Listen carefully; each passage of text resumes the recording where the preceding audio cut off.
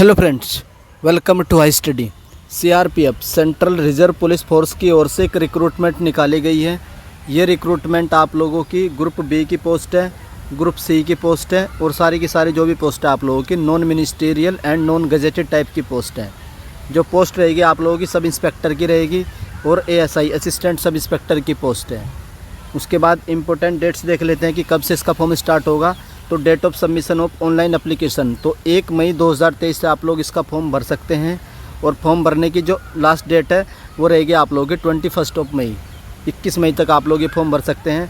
उसके बाद release of admit card की डेट भी बता दी कि आप लोग का एडमिट कार्ड कब आएगा।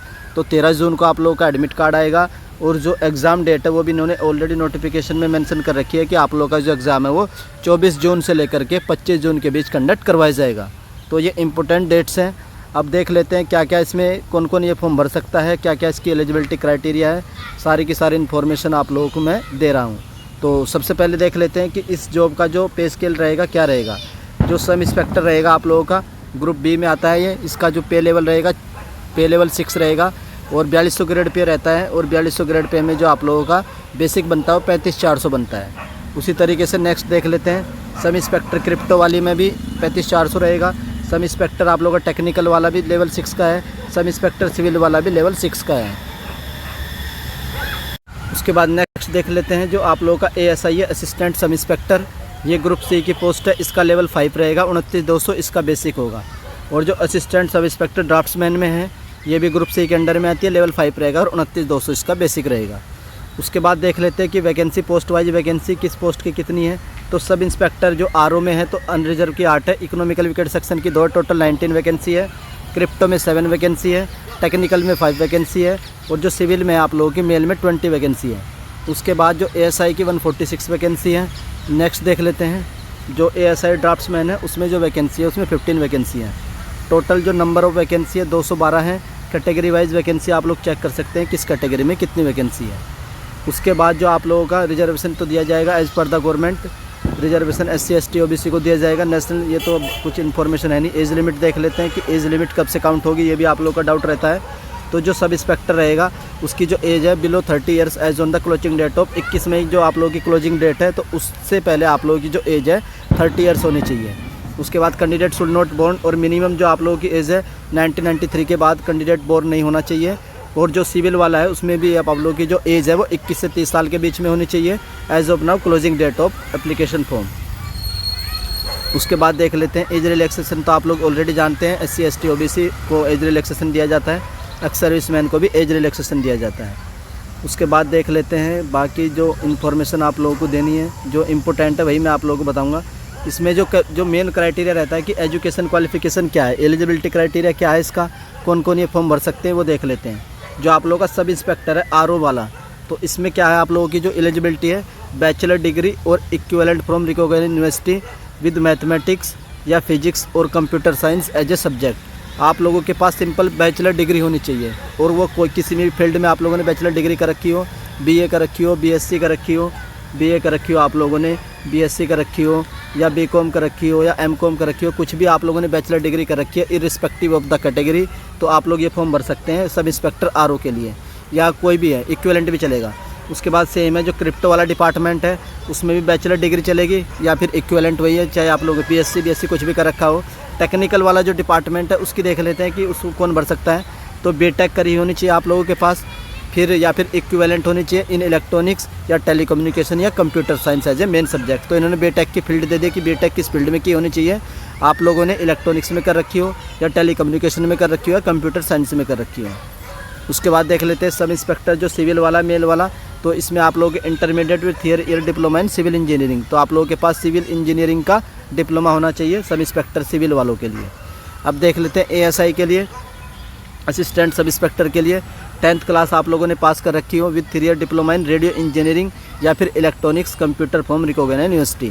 10th होनी चाहिए आप लोगों के पास, साथ ही साथ उसके बाद आप लोगों का 3 ईयर का डिप्लोमा होना चाहिए। डिप्लोमा किस में होना चाहिए, तो रेडियो इंजीनियरिंग में होना चाहिए या फिर आप लोगों का डिप्लोमा इलेक्ट्रॉनिक्स या कंप्यूटर में होना चाहिए। तो ये आप लोगों का असिस्टेंट सब इंस्पेक्टर टेक्निकल वालों का है, या फिर सिंपली आप लोगों ने BSc का रखी हो तभी आप लोग ASI का फॉर्म भर सकते हैं।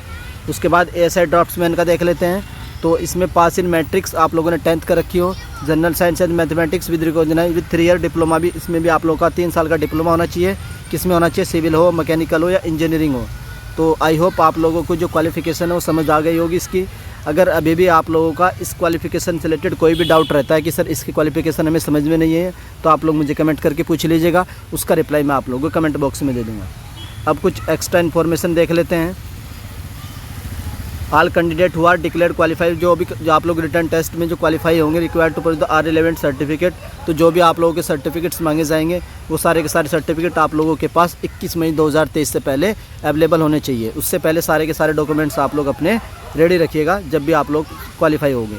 उसके बाद फॉर्म कैसे अप्लाई करना है, तो ये ऑनलाइन स्टार्ट होगा और जो फॉर्म कब से कब तक भरा जाएगा, 1 मई से लेकर के 21 मई तक आप लोग ये फॉर्म भर सकते हैं।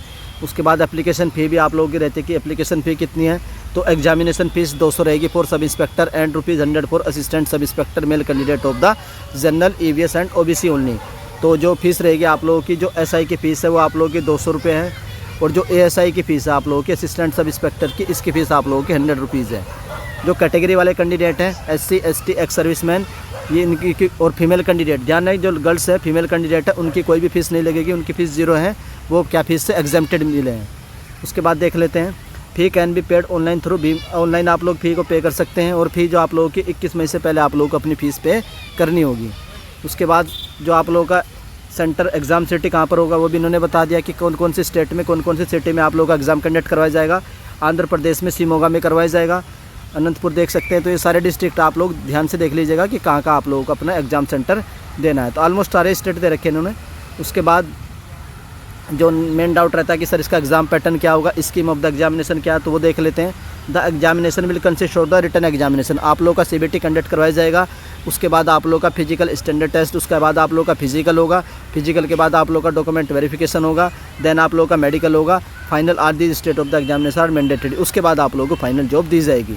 The exam curriculum are under, किस तरीके से आप लोग एग्ज़ाम कंडक्ट करवाए जाएंगे, तो देख लेते हैं। जो आप लोगों का SI है, RO का मतलब होता है रेडियो ऑपरेटर, तो जो रेडियो ऑपरेटर हुआ, क्रिप्टो डिपार्टमेंट हुआ और टेक्निकल डिपार्टमेंट हुआ, इसमें क्या होगा आप लोगों का 1 पेपर कैरिंग 200 मार्क्स। जो आप लोगों का CBT होगा, जो प्री का पेपर होगा वो 200 नंबर का होगा, 2 मार्क्स फॉर ईच क्वेश्चन, यानी कि आप लोगों के 100 क्वेश्चन रहेंगे और आप लोगों का एक क्वेश्चन 2 मार्क्स का रहेगा, तो 200 नंबर का पेपर आप लोगों का पेपर रहेगा, बहुत पेपर 1 एंड पेपर 2। तो ये देख सकते हैं पार्ट 1 जो रहेगा आप लोगों का 100 मार्क्स का रहेगा।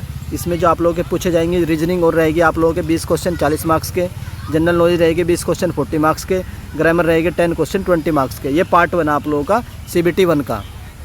उसके बाद आप लोगों का पार्ट 2 कंडक्ट करवाया जाएगा। पार्ट 2 रहेगा, ये भी आप लोगों का 2 मार्क्स का रहेगा ईच क्वेश्चन। इसमें क्या रहेंगे सब्जेक्ट आप लोगों का जो टेक्निकल है वो सब्जेक्ट रहेगा। क्या क्या टेक्निकल है वो देख लेते हैं। पार्ट A रहेगा, इसमें जो question will be from the concept of the physics mathematics as per the eligibility criteria, तो जो भी आप लोगों का एलिजिबिलिटी क्राइटेरिया है उससे रिलेटेड फिजिक्स एंड मैथमेटिक्स के क्वेश्चन पूछे जाएंगे। नंबर ऑफ क्वेश्चन 30 रहेंगे, मार्क्स आप लोगों के 60 रहेंगे। फिर उसी का पार्ट भी होगा आप लोगों का ग्रेजुएट स्टैंडर्ड कंप्यूटर साइंस, अगर आप लोगों ने साइंस वो कंप्यूटर साइंस है तो उससे भी क्वेश्चन पूछे जाएंगे, 20 क्वेश्चन रहेंगे, 40 मार्क्स के रहेंगे। तो ये था रेडियो ऑपरेटर का। उसके बाद क्रिप्टो का देख लेते हैं। तो क्रिप्टो का जो रहेगा उसमें पार्ट जो टेक्निकल है पार्ट 1 कॉमन रहेगा, पार्ट 2 आप लोगों का चेंज रहेगा। तो फिजिक्स और मैथमेटिक्स से 30 क्वेश्चन 60 मार्क्स के, और इंग्लिश कॉम्प्रिहेंशन से पूछे जाएंगे 20 क्वेश्चन 40 मार्क्स के। उसके बाद टेक्निकल देख लेते हैं। टेक्निकल क्या रहेगा आप लोगों का, question will from the as per the physics mathematics, ये तो आप लोगों का सेम ही है, 50 क्वेश्चन 100 मार्क्स के। फिर बीटेक स्टैंडर्ड, अगर आप लोगों ने बीटेक इलेक्ट्रॉनिक्स से किए तो 50 क्वेश्चन रहेंगे उसके 100 मार्क्स के। अगर आप लोगों ने बीटेक कंप्यूटर साइंस से किए तो उसके 50 क्वेश्चन रहेंगे 100 मार्क्स के। तो ये टेक्निकल का था। उसके बाद सिविल का देख लेते हैं। Only 1 paper having 3 parts, total carrying 100 marks रहेंगे, 1 मार्क्स फॉर ईच क्वेश्चन। तो इसमें आप लोगों का जो सिविल वाला है इसमें आप लोगों के 3 पार्ट में पेपर होगा, पार्ट 1 पार्ट 3। पार्ट 1 में आप लोगों की सिविल इंजीनियरिंग की नॉलेज रहेगी 50 क्वेश्चन 50 मार्क्स के। सेकंड पार्ट में आप लोगों की जनरल अवेयरनेस रहेगी, इसमें आप लोगों के 25 क्वेश्चन 25 मार्क्स के। फिर लास्ट में आप लोगों का 12th स्टैंडर्ड की PCM पूछी जाएगी 25 क्वेश्चन 25 मार्क्स के। तो ये आप लोगों का SI वाला सिविल वालों के लिए था। अब देख लेते हैं ASI जो होता है असिस्टेंट सब इंस्पेक्टर का जो पैटर्न है ड्राफ्ट्समैन के लिए क्या पैटर्न रहेगा। इसमें सिर्फ एक ही पेपर होगा, 100 मार्क्स का रहेगा, और जो आप लोगों के उसमें 2 पार्ट पूछे जाएंगे। जो पार्ट 1 रहेगा उसमें आप लोगों के 60 मार्क्स का रहेगा। 60 मार्क्स में आप लोगों के मैथ पूछी जाएगी, साइंस इंग्लिश और जनरल ये आप लोगों के 10th स्टैंडर्ड के पूछे जाएंगे। 60 क्वेश्चन आप लोगों के 60 मार्क्स के रहेंगे। पार्ट 2 आप लोगों का 40 मार्क्स का रहेगा, ये टेक्निकल रहेगा, जो आप लोगों का टेक्निकल सब्जेक्ट रहेगा। जिसने डिप्लोमा का रखा होगा तो डिप्लोमा, जिसने कंप्यूटर साइंस होगे तो कंप्यूटर का, और जिसने केमिस्ट्री फिजिक्स ले रखी होगी तो उनका कंप्यूटर फिजिक्स का होगा। 40 क्वेश्चन रहेंगे 40 मार्क्स के, टोटल 100 मार्क्स रहेगा आप लोगों का ASI ड्राफ्ट्समैन के लिए। उसके बाद देख लेते हैं ASI ड्राफ्ट्समैन के लिए वही टेक्निकल 40 क्वेश्चन 40 मार्क्स के।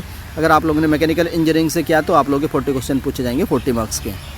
उसके बाद कट ऑफ देख लेते हैं। Cut off 4 marks for the post of SI के लिए जो कट ऑफ रहेगी आप लोगों को मिनिमम इतना स्कोर करना ही होगा, 45% in each part of the paper. और जो EVS OBC और SC/ST कैंडिडेट है उनको 40% करना है किसी भी पार्ट के, तो 40% कंपलसरी रहेगा। अगर आप लोग इतना स्कोर नहीं करते हैं तो आप लोग ऑलरेडी डिस्क्वालीफाई कर दिए जाओगे। उसके बाद देख लेते हैं क्वेश्चन विल भी ऑब्जेक्टिव MCQ टाइप के सारे क्वेश्चन रहेंगे। क्वेश्चन विल भी दोनों लैंग्वेज में रहेंगे, हिंदी में भी रहेंगे और आप लोगों के इंग्लिश में भी रहेंगे। उसके बाद देयर विल भी नेगेटिव मार्किंग। आप लोग पूछते हैं क्या नेगेटिव मार्किंग होगी, तो नेगेटिव मार्किंग भी रहेगी 0.5 मार्क्स की रहेगी for each wrong answer for SI के लिए, एंड 0.25 मार्क्स की रहेगी फॉर ASI सिविल वालों के लिए एंड ASI के लिए। तो नेगेटिव मार्किंग भी है, 0.25 की भी है और 0.50 की भी है। तो आप लोग देख सकते हैं कि 0.50 किस पोस्ट के लिए, SI की RO radio operator crypto technical में, एंड 0.25 मार्क्स की रहेगी आप लोगों की SI की सिविल में एंड ड्राफ्ट्समैन में। तो नेगेटिव मार्किंग का भी डाउट मैंने आप लोगों का क्लियर कर दिया है। उसके बाद date and centre of will be inform to a candidate via admit card. तो आप लोगों को एडमिट कार्ड में पता चल जाएगा कि कब आप लोगों का एग्जाम होगा। उसके बाद आंसर की वगैरह भी जारी की जाएगी, ऑब्जेक्शन आप लोग कर सकते हैं। फिर आप लोग सिलेबस देख लीजिए, इन्होंने सिलेबस भी दे दिया कि आप लोगों का सिलेबस क्या रहेगा। तो ये इंटेलिजेंस रीजनिंग का सिलेबस रहेगा, ये रीजनिंग का है। उसके बाद आप लोगों का GK का सिलेबस है, ये आप लोग देख सकते हैं। वही सारे सेम टॉपिक है जो आप लोग पूछे जाते हैं, history, polity, geography, economics, general English का सेक्शन है आप लोगों का, इसका सिलेबस रहेगा। ग्रामर, सिंपली ग्रामर पूछी जाएगी। उसके बाद आप लोगों का फिजिकल स्टैंडर्ड देख सकते हैं कि PAT किस तरीके से होगा। हाइट आप लोगों की 170 होनी चाहिए, फीमेल की 157, चेस्ट आप लोगों की मेल की 80 सेंटीमीटर होनी चाहिए। उसके बाद कुछ रिलैक्सेशन दिए जाते हैं जो हिल स्टेशन से बिलोंग करते हैं। उसके बाद नेक्स्ट आप लोगों का जो फिजिकल, उसके बाद आप लोग रेस वगैरह होगी, आप लोग देख सकते हैं race, long jumping, high jumping, shot put, ये मेल कैंडिडेट के लिए है और ये फीमेल कैंडिडेट के लिए क्राइटेरिया है। फिर उसके बाद नेक्स्ट देख लेते हैं, नेक्स्ट डॉक्यूमेंट वेरिफिकेशन होगा। उसके बाद आइए तो एक्स सर्विसमैन के लिए, तो ये इन्फॉर्मेशन आप लोगों के लिए नहीं है। फिर विजुअल ये सब तो बाद में, मेडिकल के टाइम पर आप लोगों को ध्यान रखना होगा। एडमिशन में आप लोगों को सारा बता चुका हूँ। उसके बाद नेक्स्ट देख लेते हैं मोड ऑफ द सिलेक्शन, देख लीजिए कि किस तरीके से आप लोगों का सिलेक्शन होगा। The recruitment process will consist of the, तो मैंने आप लोगों को ऑलरेडी बता चुका हूँ कि आप लोगों का रिटर्न एग्जाम होगा, फिर आप लोगों का फिजिकल होगा, फिर DB होगा, फिर मेडिकल होगा। उसके बाद आप लोगों का मिनिमम क्वालिफाई मार्क्स आप लोगों को करना ही है, 45 मार्क्स अनरिजर्व के लिए और 40 मार्क्स बाकी अदर कैटेगरी के लिए। Marks score by the candidate in written examination will be normalise and such normal score will be used to determine the merit. तो यानी आप लोगों का नॉर्मलाइजेशन का प्रोसेस होगा और उसी बेस पर आप लोगों की मेरिट बनेगी। On the basis of the written examination, जो आप लोग का रिटन एग्जामिनेशन होगा उसके बेस पर आप लोगों के कैंडिडेट सेलेक्ट किए जाएंगे PAT के लिए। The CRP will have discuss the fix different cut off the marks, फिर वो तो इनके पर ही कट ऑफ किस तरीके से डिसाइड करते हैं। उसके बाद only those candidate who qualified in the written examination will allowed to be appear in the PST are mandatory. Only those candidate who qualify PST will be allowed to document verification. जो PST जो physical qualify करेंगे उनको document verification के लिए बुलाया जाएगा। Document verification के बाद आप लोगों का मेडिकल होगा और फाइनल आप लोगों को जॉब दी जाएगी। Visual on CRP final decision. तो ये सारी इन्फॉर्मेशन थी इसमें, जो मैंने आप लोगों को मेन इन्फॉर्मेशन थी सारी बता दी है। अगर अभी भी आप लोगों को कोई भी डाउट आता है इस रिक्रूटमेंट के रिगार्डिंग तो आप लोग कमेंट करके पूछ लीजिएगा, वो सारा डाउट मैं आप लोगों का कमेंट बॉक्स में क्लियर कर दूंगा। अगर हाई स्टडी चैनल की ओर से दी गई इन्फॉर्मेशन पसंद आती है तो आप वीडियो को लाइक कर सकते हैं, और अगर चैनल पर फर्स्ट टाइम विजिट कर रहे हैं तो चैनल को सब्सक्राइब भी कर लीजिए। हाई स्टडी चैनल से आप लोगों को किसी भी रिक्रूटमेंट की इन्फॉर्मेशन सबसे पहले दे दी जाती है। वीडियो देखने के लिए धन्यवाद, थैंक यू।